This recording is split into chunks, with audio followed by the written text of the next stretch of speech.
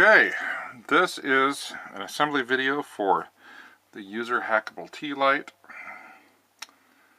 This little board has red, green, and blue LEDs that go in this cluster right here.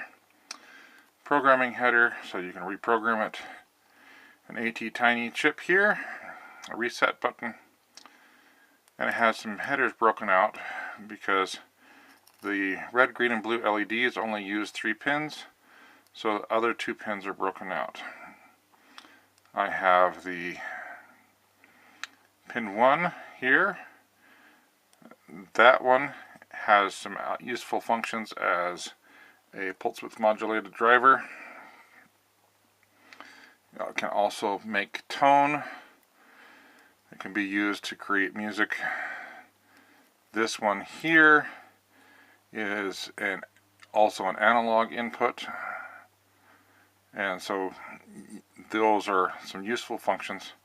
So I've tried to preserve those options as well as driving the LEDs. Over here we have some strain relief holes to provide power to the board. Now the reason why this is a Userhackable tea light is because you can get tea lights that you plug your battery in and it just glows, or it has a little flicker effect, or it causes color changes, but you can't do anything else with it. It's kind of all one job unitasker circuits.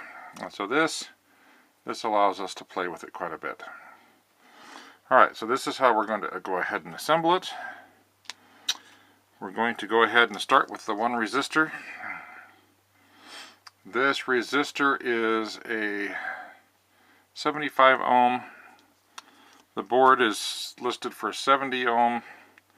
It's what the calculation is when the board's designed to be powered with 2 batteries, 2 alkaline batteries, or a coin cell that outputs, or a power supply that generates about 3.3 volts, 3 to 3.3.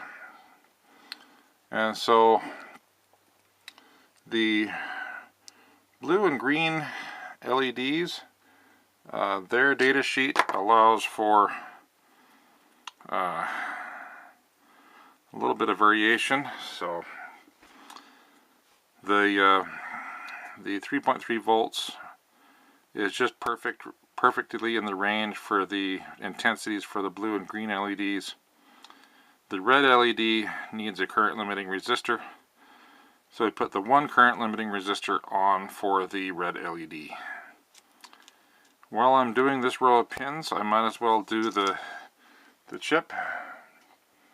Now if we look at that chip, we can see that in that bottom left corner there's a little dot. That dot lines up with the dot on the board, and I'm just going to keep my finger underneath to keep the chip from sliding all the way through, and then I'm going to push in with my thumbnail to get those pins to all slide in. Make sure that's pushed in firmly, so I have the pins coming through right there nice and tidy. And those are the lowest items on the board, so I'm going to go ahead and start with those and go ahead and get those soldered in. And one of the things I like to do is use, especially if I don't happen to have a hand tool to help out with this, I just hold my finger down to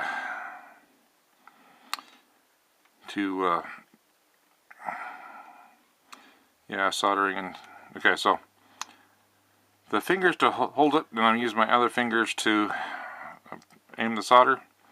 When I'm soldering, I bring the solder tip down, I paint the pin with the solder itself, and then I pull the soldering iron away. That gives the solder a chance to flow, which means it behaves really well. I want to get nice clean solder joints. as opposed to having a cold solder joint or one that just doesn't connect very well. That would need to be fixed later. I'm trying to also be careful not to put too much solder down. And right there it was a little cool, so it wasn't, or I wasn't getting good contact, so that it was sticking a little bit. And just a little bit of patience there goes a long ways. So those are those pins soldered up. Now I'm using these, whatever these are called, I don't remember right now, flush cutters, to trim all the pins very close to the board. And this step is not strictly necessary, but I like doing it because it allows me to go back in with my soldering iron and touch each one of those pins briefly, which makes them a lot less pokey when I'm handling the board, or if it ends up going in something wearable. And sometimes I'll go ahead and repeat that process a couple times until I get nice. You know, if they're still pokey after that, I'll trim them down a second time. But those are nice and round and not uncomfortable to touch now. Okay, so that's the chip and the current limiting resistor. The button clips in fairly easy. Just give it a little, and it just clips in. And then I'm flip it around so it's easy to hold. Same process. I'm just going to apply some solder. And where the button has a mechanical motion or mechanical elements to it, I'm going ahead and adding a bit more solder than I did for the lighter pins, and allowing that to just go ahead and flow in place. Once again, I'm going to go ahead and trim those down, because now that it's in there, it doesn't need the clip anymore to hold it in place. And there's enough solder there to keep it nice and secure. And then reflow to make it nice and smooth to the touch, because otherwise the back of your board can be really pokey, and it's a bit like petting a porcupine when you try to go ahead and touch it. So that's the chip, reset button, current limiting resistor, and I think I'm going to go ahead and put the headers in next. Now this is a programming header. It's 6x6 or 2x3 right there, 6 pins all together. This is breakaway header. I'm going to go ahead and use my flush cutters to seat between. You know, you can just break it by hand like this. Get your finger, you know, get something in there, and they break apart really easy. But I find that sometimes it'll break where you don't want it to. So if I get my flush cutters in there and just kind of give it a squeeze, then I get the right size for what I want to do. And I'm hoping these are all about the same size. So then what I'm going to be able to do is I'll be able to, well, guess maybe one at a time is going to be easier.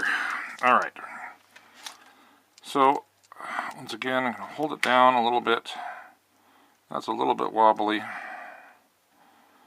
I'm just going to go ahead and do one pin first, and then I'm going to check to make sure that that is in there and seated really well, and that does happen to have gone in nice and square. And then I can go back in and finish the other pins.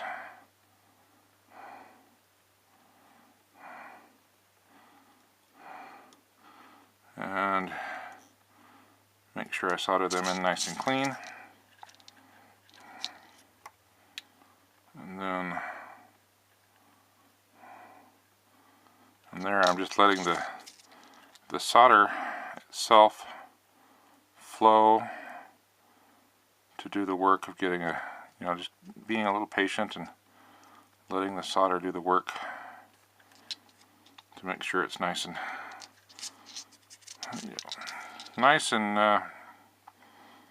Hershey Kiss shaped. And then I'm going to go ahead and in with the flush cutter and from the side clip each one of those little pins, because again I really don't like pokies on my circuit boards. And then I'm going to go ahead and reflow each pin like so. And there they're nice and uniform. Oops. Careful not to burn yourself when you're doing this. You want to make sure that you're keeping enough distance between you and the... There, not pokey at all. Alright. Now, I think I'm going to go ahead and put this pin in. Get that flipped over. Again, I'm going to do one pin first. And just as a general rule, that's always a good idea. Make sure it's seated nice and well. And I think I'm just going to hold it like this. Now obviously you can go ahead and clip this in, or use some type of a clamp or vise. Panavise makes some good vices. You can also get little alligator holders. The alligator holders really aren't that expensive. But, I'm not assuming you have one, so...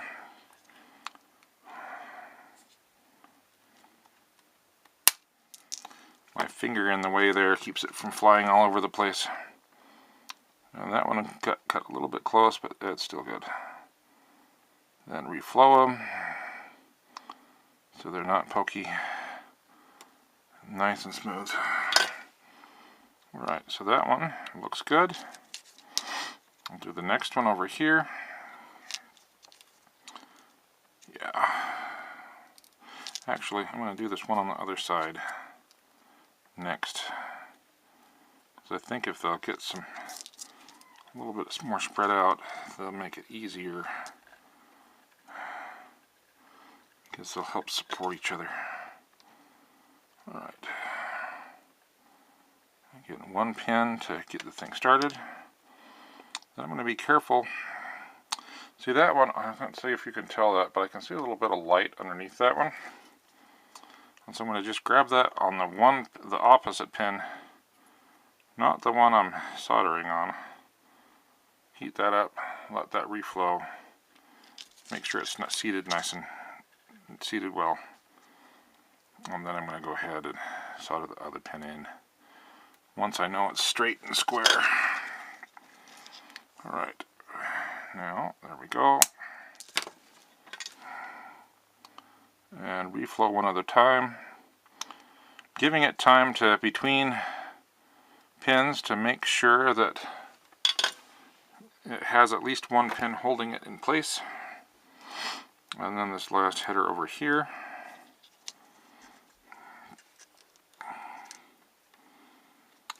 We'll give it a chance to,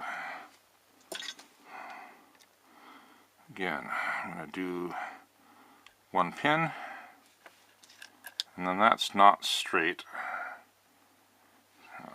Maybe you can tell how that's at an angle, maybe you can't. Anyway, I can see it. I can see the light underneath it. And so now I'm not holding on to the pin I soldered because I'd get burned that way.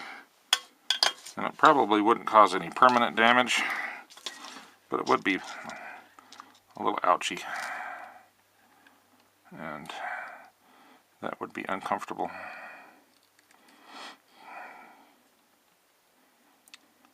So I don't do it. Don't like it. Alright, that's the last of the headers. And we're almost down to the LEDs themselves. Now, and reflow, so they're not pokey. Don't like pokies. Alright. Much better. It's not perfect. There's a little bit of a rough spot, but I wouldn't want to wear that against my bare skin. But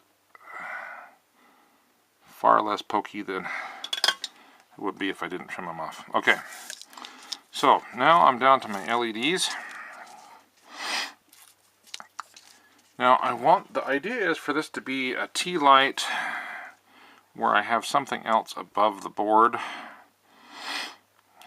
or underneath the board. So at this point I've got to decide, or I need to decide, if I'm going to have it so that the light's this way with the LEDs sticking up, or if I'm going to have it the other way around. Now this is taped on here. I just need to peel the tape away from the cardboard and get that off. Straighten out my pins a little bit. So I could, okay, and then here, right in close here, there's a little diode symbol here. The arrow points the direction to the short pin. So I could, I want these up a little bit taller. They do have this, I don't know if you can see it, little step right there, so that if I push that in all the way, it only goes in that far. Which is okay, but that's still pretty low. I'd rather have it a little taller so I can stick that into something a little bit better. And I can do it either that way, or I could turn it around and put it in from the bottom and do it that way. I haven't decided right now. Well, you could do it either way. Probably a good idea to do these one at a time to make sure you get them in, the right ones in. I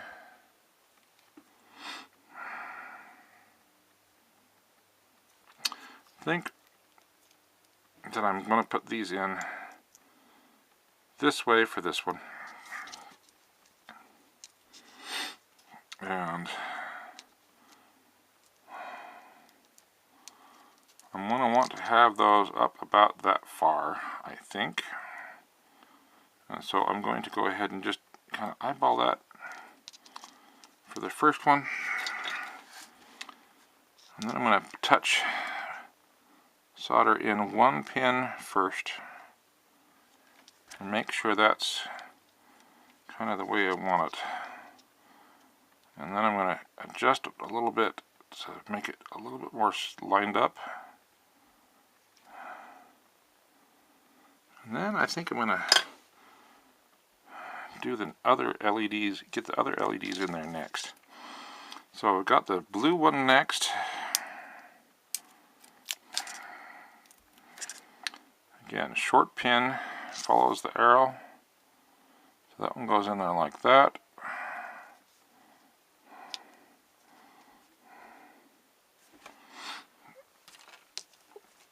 And sometimes I need something to hold that so that I can...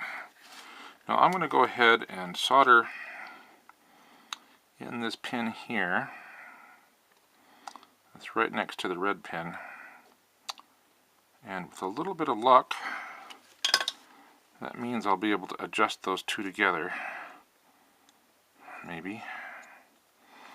Just doing one pin at a time.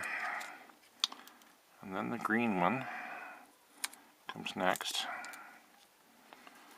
Now obviously it'd be just easier if I just shoved them in all the way, but for this particular thing I do want to have those a little taller. And the green ones like that. And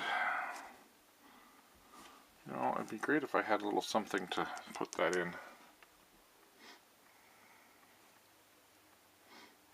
Oh well. Something to hold it straight. Then I'm going to go ahead and solder in one pin on the green LED. And now it gives me a chance to adjust that just a little bit before I solder the other pin and make it more difficult for myself later. Alright, so they're all pretty close to the same height. I'm going to bend them around a little bit until they're fairly square with the board. Grab them together, make sure they're happy, and now I will grab that. It just makes it easier. Grab that alligator second hand tool. I wanted to show that you can do this without. You just got to figure out how to clamp your work.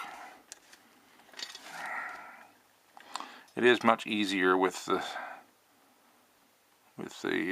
second hand tool to of some sort, either a clamp or something to hold the work. You can do it without it.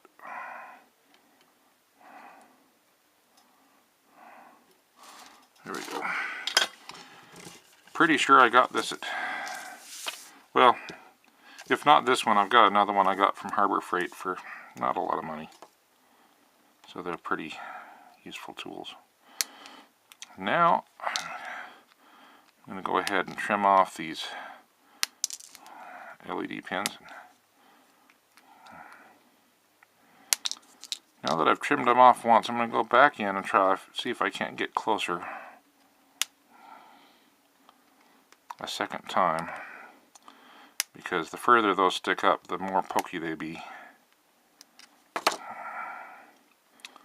Alright, that looks good. Go back in and reflow those to make them less pokey. Get the back side. There we go. Now that's the T-light all soldered up except for the battery. I'm going to borrow this battery. This is a battery holder that has two AA's in it, no, two AAA's in it, and that will go relatively nicely on there.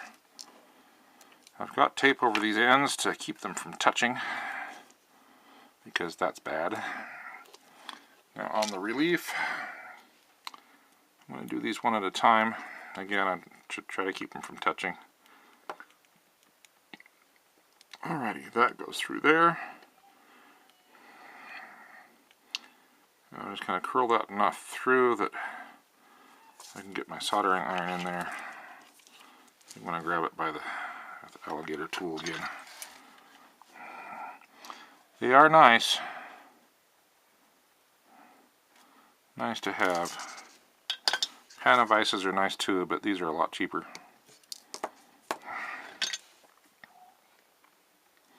There we go.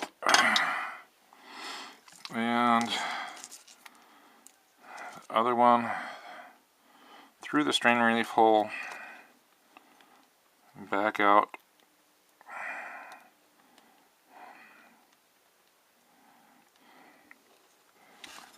Clip that with a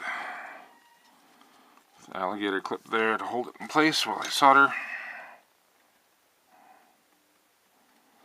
And that should be now good to go. And there we go. Oh, let's reflow that.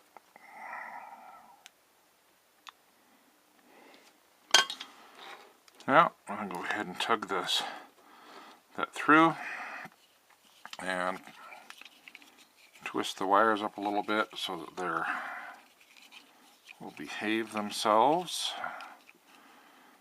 and then give it a nice twist, let it relax a little bit. Now this side here has that's the side that slides off, so I can get to the batteries. Would have been a lot smarter for me to solder that in with the batteries not already in it. And so if I'm going to permanently attach it, I'll probably attach it to this side.